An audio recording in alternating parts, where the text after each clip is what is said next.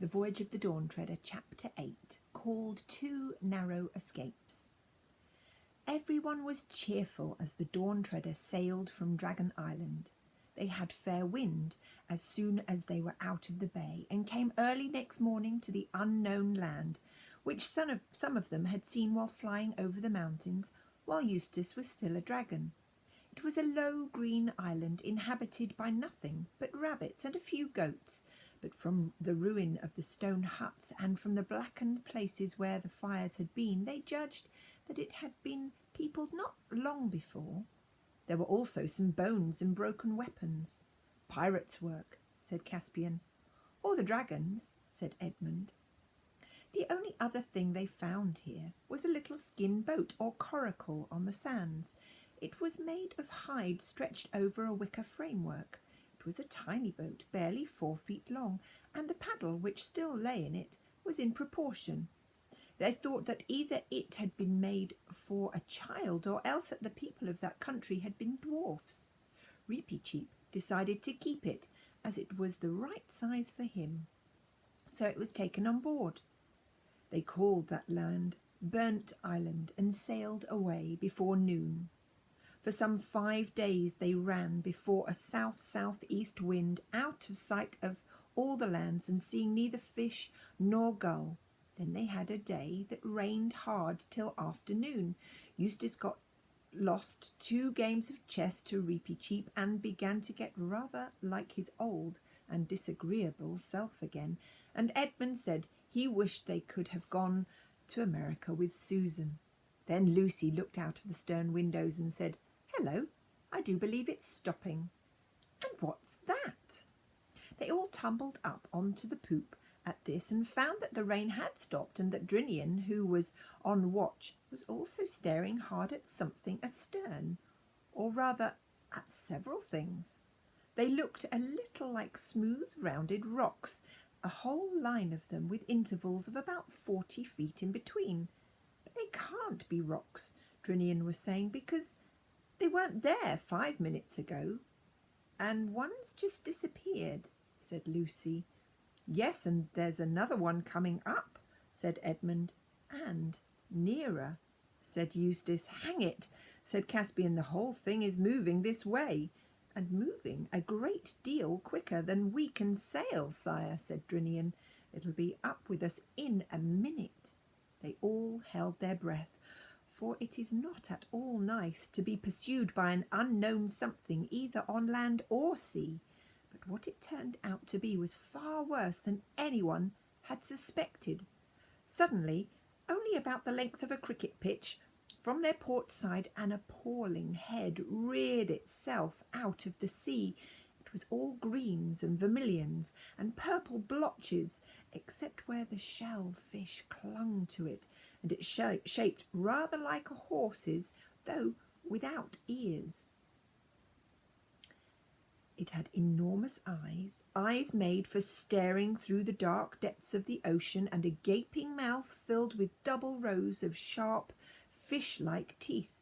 It came up on what they first took to be a huge neck, but as more and more of it emerged, everyone knew that this was not its neck, but its body, and that at last they were seeing what so many people have foolishly wanted to see, the great sea serpent.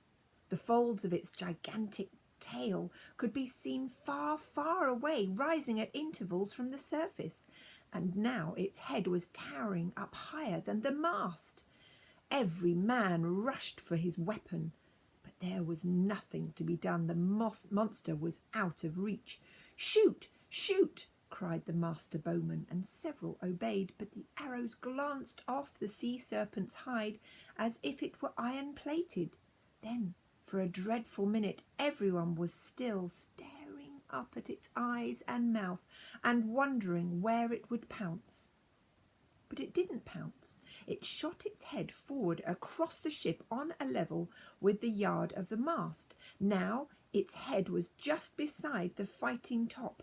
Still it stretched and stretched till its head was over the starboard bulwark. Then down it began to come, not on the crowded deck, but into the water, so that the whole ship was under the arch of the serpent, and almost at once that arch began to get smaller. Indeed, the starboard of the sea serpent was now almost touching the Dawn Treader's side. Eustace, who had really been trying very hard to behave well till the rain and the chest put him back, now did the first brave thing that he had ever done. He was wearing a sword that Caspian had lent him. As soon as the serpent's body was near enough to the starboard side, he jumped up on the bulwark and began hacking at it with all his might. It is true that he accomplished nothing beyond breaking Caspian's second best sword into bits, but it was a fine thing for a beginner to have done. Others would have joined him if at that moment Reepicheep had not called out, "Don't fight, push!" It was so unusual for the mouse to advise anyone not to fight that even in that terrible moment every eye turned to him, and when he jumped up on the bulwark forward of the snake and set his little furry back against its huge, scaly, slimy back and began pushing as hard as he could, quite a number of people saw what he meant and rushed to both sides of the ship to do the same. And when a moment later the sea serpent's head appeared again, this time on the port side, and this time with its back to them, then everyone understood. The brute had made a loop of itself around the Dawn Treader and was beginning to draw the loop tight. When it got quite tight, snap! There would be floating matchwood where the ship had been, and it could pick them out of the water one by one. Their only chance was to push the loop backward till it slid over the stern, or else, to put the same thing another way, to push the ship forward out of the loop. Reepicheep alone had, of course, no more chance of doing this than of lifting up a cathedral, but he had nearly killed himself with trying before the others shoved him aside. Very soon the whole ship's company, except Lucy and the mouse, which was fainting, was in two lines along the two bulwarks, each man's chest to the back of the man in front, so that the weight of the whole line was in the last man, pushing for their lives. For a few sickening seconds, which seemed like hours, nothing appeared to happen. Joints cracked, sweat dropped, breath came in grunts and gasps. Then they felt the ship was moving. They saw that the snake loop was further from the mast than it had been. But they also saw that it was smaller, and now the real danger was at hand. Could they get it over the poop, or was it already too tight? Yes, it would just fit. It was resting on the poop rails. A dozen or more sprang up on the poop. This was far better. The sea serpent's body was so low now that they could make a line across the poop and push side by side. Hope rose high till everyone remembered the carved stern, the dragon's tail of the Dawn Treader. It would be quite impossible to get the brute over that. "An axe!" cried Caspian hoarsely, "and still shove." Lucy, who knew where everything was, heard him where she was standing on the main deck, staring up at the poop. In a few seconds she had been below, got the axe, and was rushing up the ladder to the poop. But just as she reached the top, there came a crashing noise, like a tree coming down, and the ship rocked and darted forward. For at that moment, whether because the sea serpent was being pushed so hard, or because it foolishly decided to draw the noose tight, the whole of the carved stern broke off and the ship was free. The others were too exhausted to see what Lucy saw. There, a few yards behind them, the loop of the sea serpent's body got rapidly smaller and disappeared into a splash. Lucy always said, but of course she was very excited at that moment, and it may have only been her imagination, that she saw a look of idiotic satisfaction on the creature's face.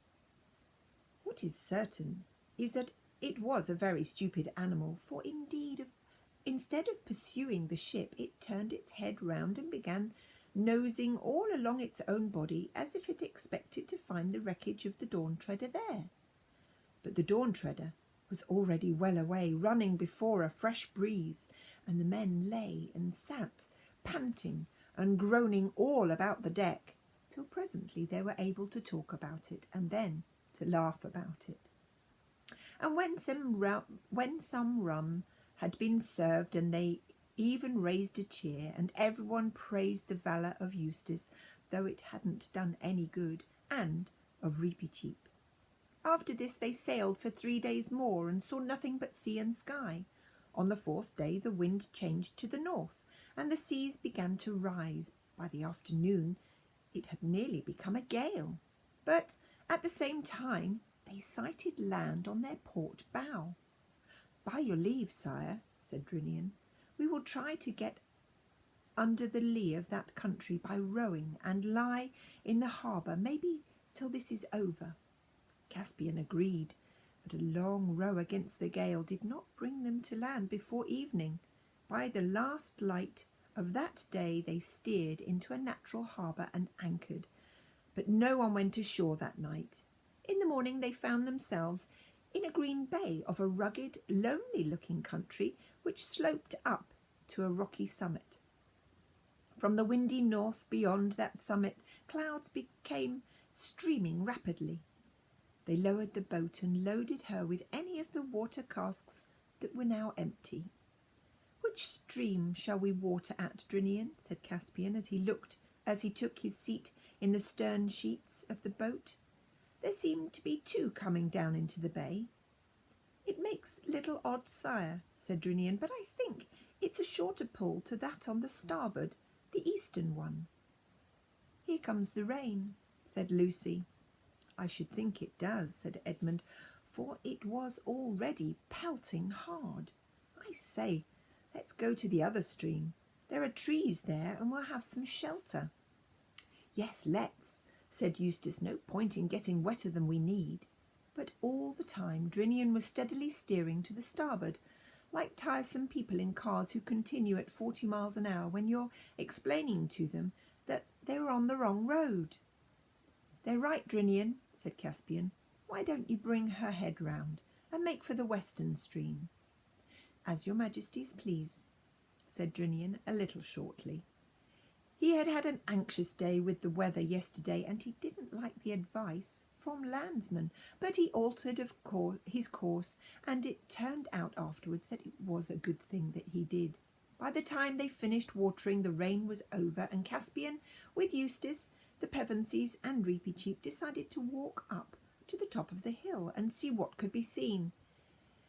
It was a stiffish climb, through coarse grass and heather, and they neither saw man or beast, except seagulls. When they reached the top, they saw that it was a very small island, not more than 20 acres, and from this height the sea looked larger and more desolate than it did from the deck, or even the fighting top of the Dawn Treader. "Crazy, you know," said Eustace to Lucy in a low voice, looking at the eastern horizon, "sailing on and on into that, with no idea where we may go." But he only said it out of habit, not really nastily as he would have done at one time. It was too cold to stay long on that ridge, for the wind still blew freshly from the north. "Don't let us go back the same way," said Lucy. As they turned, "Let's go down a bit and come down by the other stream, the one that Drinian wanted to go to." Everyone agreed to this, and after about 15 minutes they were at the source of the second river. It was more interesting place than they had expected. A deep little mountain lake, surrounded by cliffs except for a narrow channel on the seaward side out of the water, flowed. Here at last they were out of the wind, and all sat down in the heather above the cliff for a rest. All sat down but one. It was Edmund, jumped up again very quickly. "They go in for sharp stones on this island," he said, groping about in the heather. "Where is the wretched thing? Ah, now I've got it. Hello! It wasn't a stone at all. It's a sword hilt. No, by Jove, it's the whole sword. What the rust has left of it must have lain here for ages." "Narnian too, by the look of it," said Caspian, as they all crowded round. I'm sitting on something too, said Lucy, something hard. It turned out to be the remains of a male shirt. By this time everyone was on his hands and knees, feeling in the thick heather in every direction. Their search revealed, one by one, a helmet, a dagger, and a few coins. Not Calaman crescents, but genuine Narnian lions and trees, such as you might see any day in the marketplace of Beaversdam or Baruna. Looks as if this might be all that's left of one of our 7 lords, said Edmund. Just what I was thinking, said Caspian. I wonder which it was. There's nothing on the dagger to show, and I wonder how he died. And how we're going to avenge him, said Reapy Cheep. Edmund, the only one of the party who had read several detective stories, had meanwhile been thinking. Look here, he said. There's something very fishy about this. He can't have been killed in a fight. Why not? Asked Caspian. No bones. An enemy might take the armour and leave the body, but who ever heard of a chap who'd won a fight, carrying away a body and leaving the armour? Perhaps he was killed by a wild animal, Lucy suggested. It'd be a clever animal, said Edmund, that would take a man's male shirt off. Perhaps a dragon, said Caspian. Nothing doing, said Eustace. A dragon couldn't do it, I ought to know. Well, let's get away from the place anyway, said Lucy. She had not felt like sitting down again since Edmund had raised the question of the bones.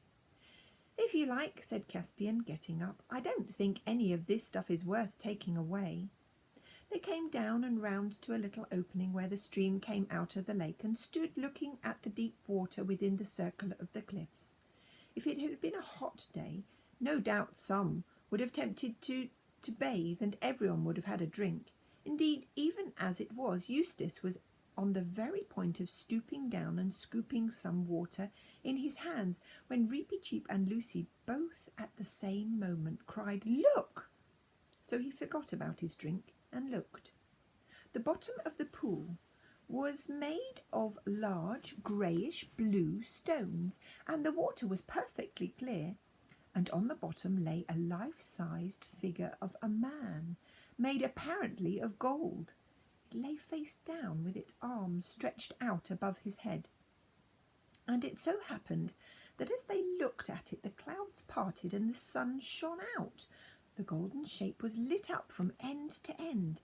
Lucy thought it was the most beautiful statue she had ever seen.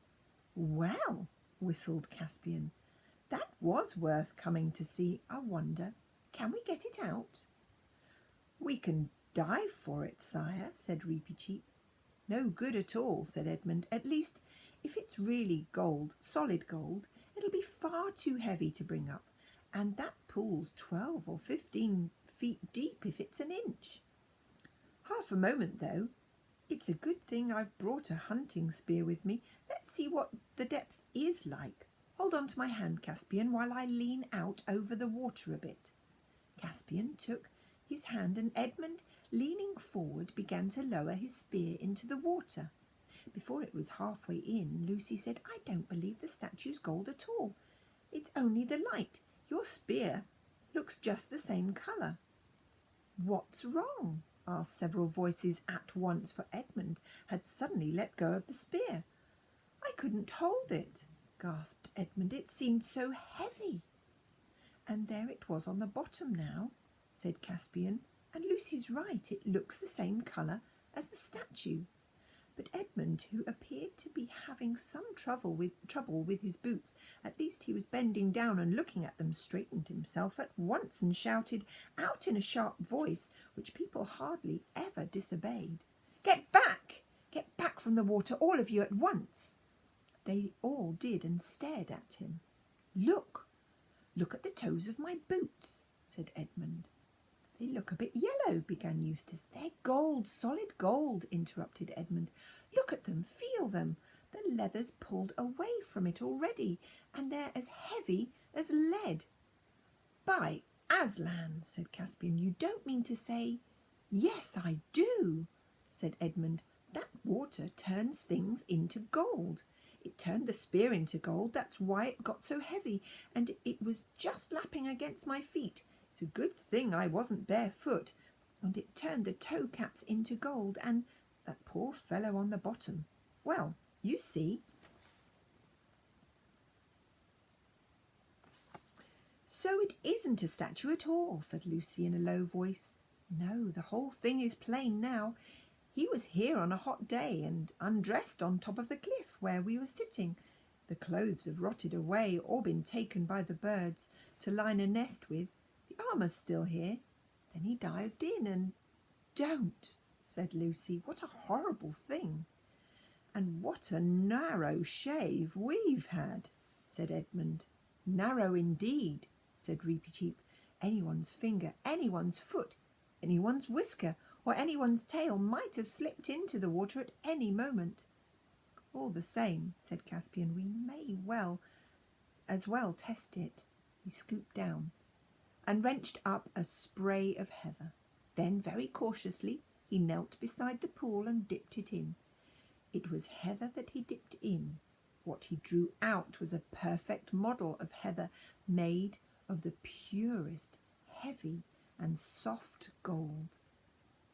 "The king who owned this island," said Caspian slowly, and his face flushed as he spoke, "would soon be the richest of all kings in the world. I claim this land forever as Narnian possession. It shall be called Goldwater Island, and I bind all you to secrecy. No one must know of this, not even Drinian, on pain of death. Do you hear?"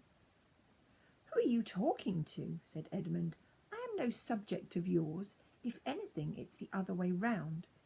I am one of the 4 ancient sovereigns of Narnia, and you are under allegiance to the High King, my brother." "So it has come to that, King Edmund, has it?" said Caspian, laying his hand on his sword hilt. "Oh, stop it, both of you," said Lucy. That's the worst of doing anything with boys. You're always swaggering, bullying idiots. Oh!" Her voice died away into a gasp, and everyone else saw what she had seen.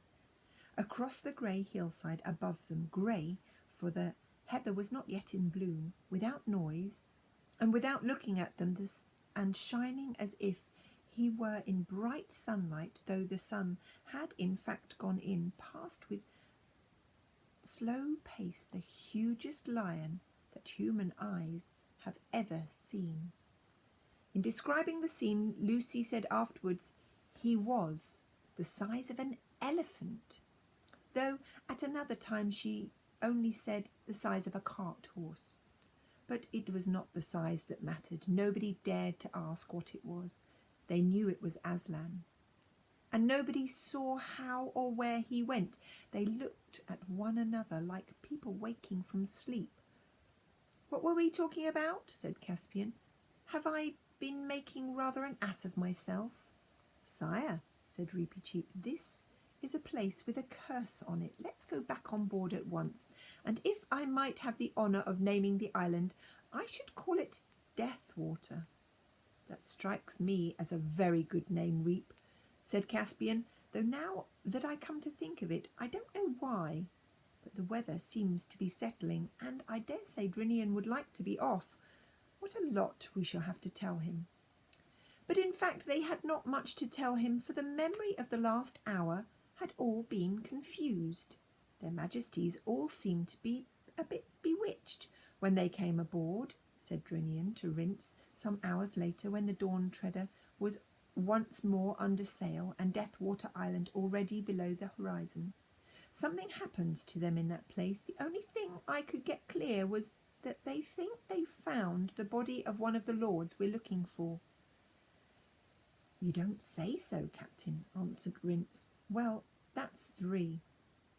Only 4 more. At this rate we might be home soon after New Year, and a good thing too. My baccy's running a bit low. Good night, sir." And that's the end of the chapter.